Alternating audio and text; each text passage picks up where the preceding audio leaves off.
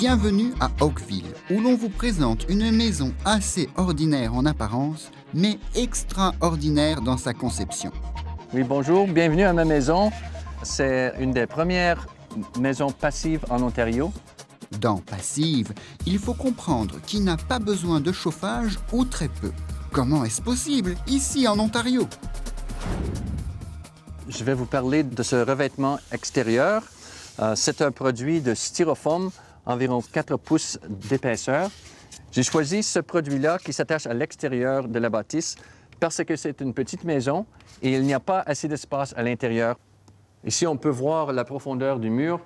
De l'autre côté, ici, c'est le revêtement extérieur, l'isolation. Ça, c'est un panneau extérieur de gypsum imperméable. Ici, on va avoir 3 côtes de laine minérale. Alors, avec l'isolation ici, ici et encore ici, ça va être négligible. À chaque endroit où c'est nécessaire d'avoir quelque chose qui va à l'extérieur, de l'électricité, de l'eau, il faut que ça soit fait par conduit et il faut que ça soit bien scellé à la bâtisse. Très important. C'est comme ça qu'on minimise la perte d'air, c'est ça. Un des endroits dans une maison où on perd beaucoup de chaleur, c'est le plancher. Ça va être installé ici, 2 pouces, comme ça, partout à terre ici. Il va y avoir un morceau qui montre le mur comme ça. Alors, quand le nouveau béton va être installé ici, ça ne touchera pas du tout d'autres ciments. Une fois l'air confiné à l'intérieur, il faut le renouveler. Ici, une invention permet de prendre de l'air de l'extérieur et de le réchauffer avec l'air de la maison expulsé vers l'extérieur. Supposons qu'il fait moins 10 degrés dehors et 22 degrés à l'intérieur.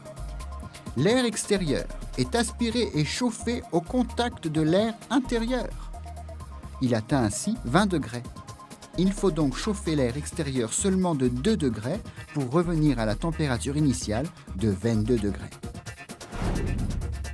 On voulait se servir de l'énergie du soleil.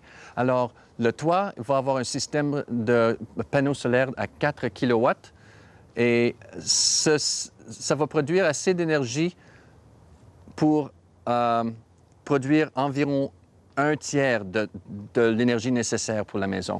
Les fenêtres, très important dans une maison passive. L'orientation solaire, c'est important, mais les fenêtres, c'est super important. Ça, c'est des fenêtres de triple vitrage. Ils ont des valeurs d'isolation qui sont supérieures à les fenêtres à simple ou à double vitrage. Les fenêtres au sud capturent beaucoup de la chaleur du soleil et les fenêtres au nord de la bâtisse ont une valeur d'isolation plus haute. Si le coût de construction de cette maison est bien supérieur à celui d'une maison traditionnelle, Ed pense qu'il rentrera vite dans ses frais avec une facture énergétique quasiment nulle. Merci pour avoir visité ma maison passive. J'espère que vous allez retourner quand je vais avoir fini mon projet.